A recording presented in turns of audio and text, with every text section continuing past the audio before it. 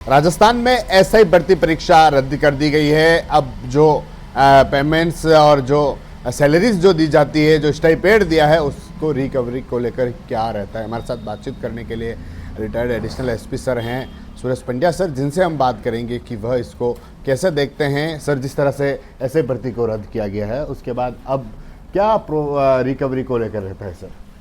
जो लोग इस 2021 की भर्ती में सेलेक्ट हुए थे, जब तक वो नौकरी में रहे, जो बर्खास्त किए गए आपके 47 या जो अभी भागे हुए हैं, प्लस जो अभी कंटिन्यू कर रहे हैं, उनको जो कुछ भी पैसा दिया गया है गवर्नमेंट की तरफ से तनख्वाह के रूप में, हालांकि तनख्वाह तो पूरी नहीं देते हैं, जब तक कि प्रोबेशन पीरियड होता है स्टाइफन टाइप का कुछ अमाउंट मिलता है, उसकी रिकवरी की जहाँ तक बात है, इसमें मोटा मोटा नियम एक ये है कि अनलेस एंड अनटिल बर्खास्त आप जब तक नहीं करते हो, तब तक किसी भी रूप में वो कंटिन्यू कर रहा है उस पर्टिकुलर जॉब में, चाहे वो किसी भी तरह से भर्ती हुआ हो, वो तनख्वाह या जो भी पैसा स्टाइफंड है वो लेने का हकदार होता है, और उस पैसे को आप बर्खास्त होने के बाद रिकवर नहीं कर सकते। अभी जो चल रहे हैं, मान लो उनको भी अगर रद्द हो जाती है भर्ती, और रद्द होने से फिर वो सब इंस्पेक्टर रहते ही नहीं हैं, तो उस दिन उनकी नौकरी ख़त्म हो जाती है। इससे पहले उन्होंने जो कुछ भी प्राप्त किया है, तो कहीं ना कहीं रहे तो हैं ही है ना, इस बहाने, इस नौकरी के नाम से, चाहे काम किया नहीं किया, but they were confined to a particular job. उसमें अभी लाइनों में जैसे सब चल रहे हैं, मान लो, तो वो उसकी रिकवरी की बात मेरे हिसाब से मुझे समझ में नहीं आती कि वो होगी। सर, कोर्ट का भी आदेश है कि रिकवरी की जाए। कोर्ट का आदेश है, अब उसमें कई सारी चीज़ें हैं, गवर्नमेंट तय करेगी। कोर्ट अगर मान लो फाइनली ये कहती कि नहीं आप रिकवर करो, तब तो कुछ ऐसे फैसले होते हैं कोर्ट के जो सरकार को मानने के लिए बाध्य होना पड़ता है। बट अभी जो प्रैक्टिकल बात जो मैं आपको बता रहा हूँ, वो किसी न किसी रूप में इस नौकरी के नाम से, इस पद के जरिए अपने आप को इन्होंने एंगेज रखा है या एंगेज थे, तो वो पैसा जो भी अल्प मात्रा में मिला है इनको, उसकी रिकवरी होने वाली बात मेरे समझ में कम है। सर, जिनको बर्खास्त किया गया है, जो ऐसे ट्रेनी थे जिनका नाम सामने आया है, उनसे रिकवरी होती है क्या? तो बर्खास्त होने के बाद तो उनको कुछ मिल ही नहीं रहा है। नहीं, उससे पहले का सर?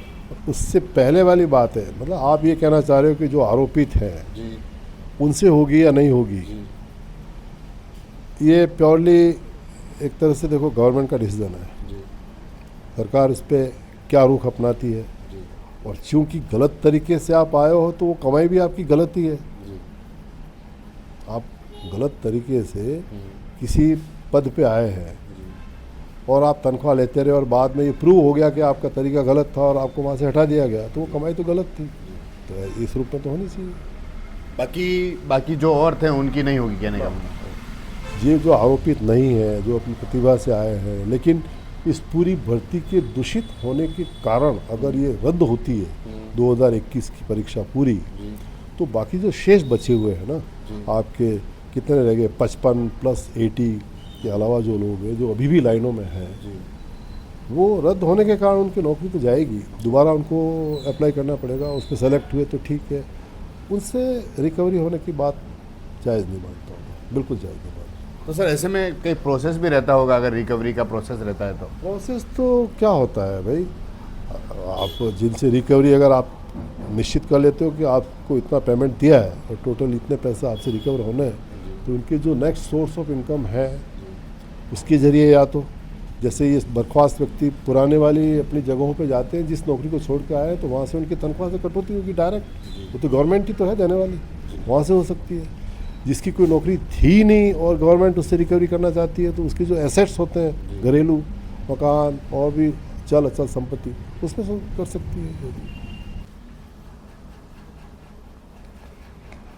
जी, ये छोड़। देखिए, ये भर्ती प्रक्रिया आपकी मार्च 2021 में शुरू हुई, जिसमें करीब 859 सब इंस्पेक्टर की वैकेंसीज़ की विज्ञप्ति निकाली थी, और उसमें जो लोगों ने आवेदन किया था 3,97,000, 11 सेंटर पर परीक्षा होनी थी, और ये आपकी जून जुलाई के आसपास 2021 में इसकी परीक्षा सभी 11 सेंटर पे ली गई। परीक्षा में करीब 30,200 आउट ऑफ जो परीक्षा में बैठे थे 3,87,000 में से 30,200 के करीब पास हुए थे, क्वालिफाई किया था इन्होंने।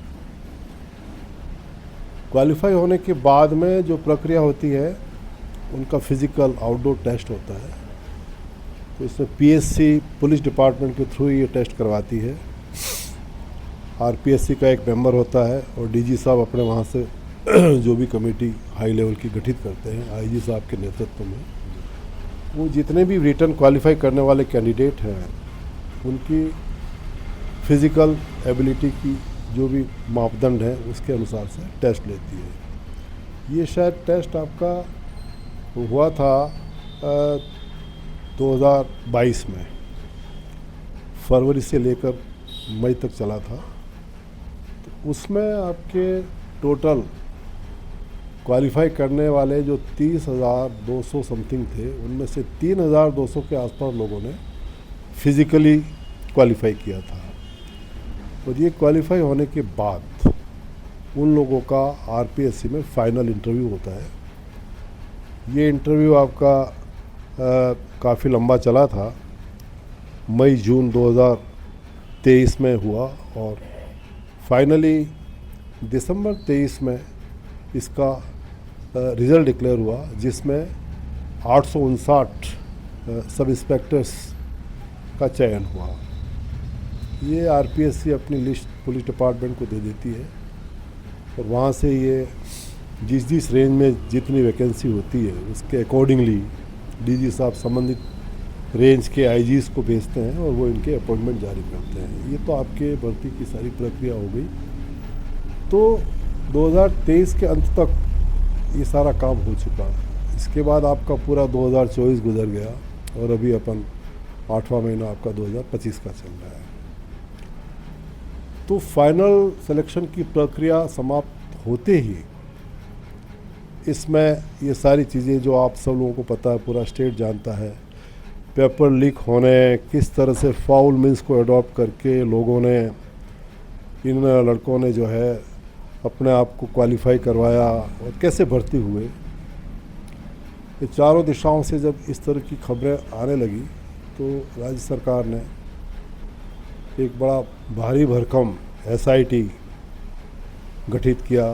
फिर एसओजी के द्वारा उसका इन्वेस्टिगेशन हुआ और काफ़ी मेहनत के बाद बड़े डिटेल इन्वेस्टिगेशन बारीकी से इसके सबूत जो टेक्निकली जुटाए जाने थे वो जुटाए गए। और सारांश में अब तक आपको बता दूं मैं करीब 122 इसमें गिरफ्तार हो चुके हैं और 122 में से 55 सीधे वो कैंडिडेट हैं जिनके खिलाफ फाउल मीन्स के द्वारा सेलेक्ट होने के आरोप थे। बाकी जो बचे हुए हैं उसमें आपको पता है आरपीएससी के मेंबर बाबूलाल जी कटारा, भूतपूर्व मेंबर रामू राम जी रायका, जिनके 2 बच्चे इसमें शामिल हुए थे, हालांकि सेलेक्ट तो नहीं हुए, बाद में फिजिकल में उनको रिजेक्ट कर दिया, लेकिन वो गिरफ्तार हुए। कोई हेड कांस्टेबल गिरफ्तार हुआ, एकाध किसी डिप्टी एसपी का बेटा भी हुआ। और इसके अतिरिक्त भी आप अगर डिटेल देखेंगे तो जनरली जो तस्करी वगैरह का काम करते थे लोग बाग, उनकी संतानें भी थी जो गिरफ्तार हुए। तो इस तरह से 122 लोगों को एसओजी ने अब तक गिरफ्तार किया। 55 इसमें से आपके ट्रेनीज एसआई थे, उनमें अभी करीब 49 की तो बेल भी हो चुकी है और उन 49 में से 37 तो ये एसआई है, वही है ट्रेनी एसआई। और अभी भी करीब गिरफ्तारी वांटेड है 88 ट्रेनी एएसआई तो भागे हुए हैं, फरार हैं, जो संदिग्ध हैं और उनमें से कईयों के खिलाफ स्टैंडिंग वारंट्स भी निकले हुए हैं। 27 की गिरफ्तारी तो ऑन रिकॉर्ड ड्यू है और अब तक एसओजी ने करीब आपकी 14 चार्जशीट कोर्ट में पेश कर दी है। अभी भी आगे इन्वेस्टिगेशन ऑन गोइंग है क्योंकि जो वांटेड लोग हैं या जिनके खिलाफ सबूत है वो अभी भागे हुए हैं, उनकी गिरफ्तारी होना शेष है। ये सारी प्रक्रिया तो अब तक ये रही। इस बीच में पॉलिटिकल लेवल पर भी या अन्य पब्लिक की तरफ से भी ये मांग उठी रही कि इस भर्ती को रद्द किया जाए।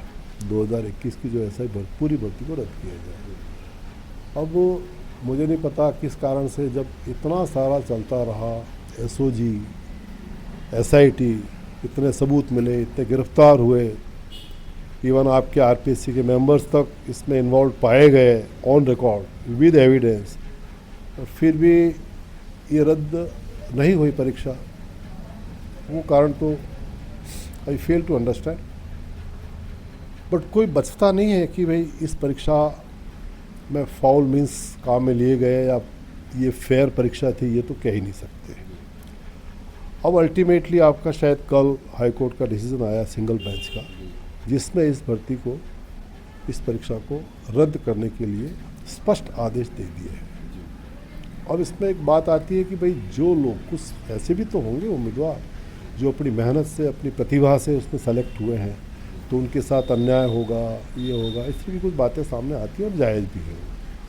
बट हाई कोर्ट के फैसले में कुछ ऐसी चीज़ें, प्रावधान रखे गए हैं कि ये बातें ज़्यादा इसमें टिकती नहीं। जैसे उन्होंने कहा है कि भाई जो लोग बर्खास्त किए गए हैं या जो ऐसे लोग अभी भी चल रहे हैं जिलों में, आप देखिए ना, टोटल 829 में से 122 आपका 55 जो है वो गिरफ्तार हुए थे, ठीक है, उनको आप माइनस कर लो, उसमें से 47 तो बर्खास्त भी हो गए और 80 लोग अभी फरार हैं।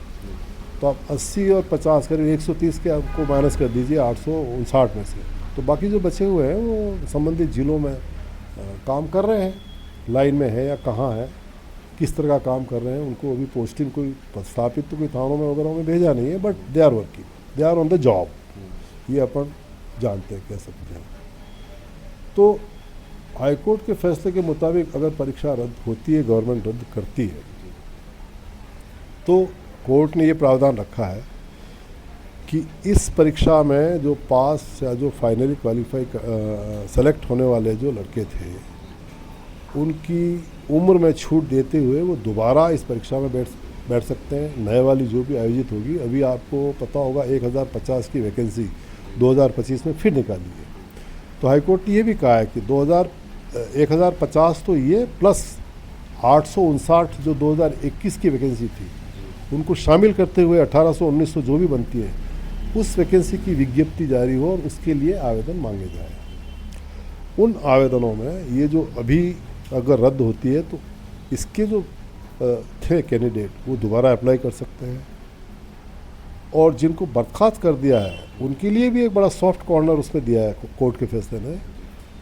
कुछ लड़के ऐसे थे जो पहले कहीं न कहीं जॉब में थे, ग्राम सेवक था या कोई टीचर था या कहीं कोई क्लर्क था, उन्होंने अप्लाई किया सब इंस्पेक्टर में और फाउल मीन्स या कैसे भी करके सेलेक्ट हो गए, और अब अगर बर्खास्त है तो उनको उनके पहले वाले डिपार्टमेंट में वापस भेज दिया जाए, वहाँ उनको नौकरी मिल जानी चाहिए। भेजा जा सकता है यानी वापस उनको, उनके जिस हाईकोर्ट का फैसला है, हाईकोर्ट का फैसला है, और लॉजिकली देखा जाए तो पहले जो भी उनकी नौकरी जिस ढंग से उन्होंने हासिल की थी उसमें तो कोई ऐसी गड़बड़ी पाई नहीं गई। वो तो एक तरह से यही माना जाना चाहिए कि वो फेयर तरीके से अपनी प्रतिभा से आए थे, तो वो हक तो उनसे छीन नहीं सकते, तो वहाँ वो जा सकते हैं। और बाकी लोग जो हैं वो पहले नौकरी में नहीं थे, वो दोबारा अभी 2025 की वैकेंसीज के अगेंस्ट में अप्लाई कर सकते हैं। तो इसलिए कोई ऐसा अन्याय होने वाली बात मुझे इसमें लगती नहीं, फैसला बिल्कुल उचित है। और इतना होने के बाद तो अब तो रद्द करने की बात होनी ही चाहिए भाई। अब क्या बचता क्या है बताओ।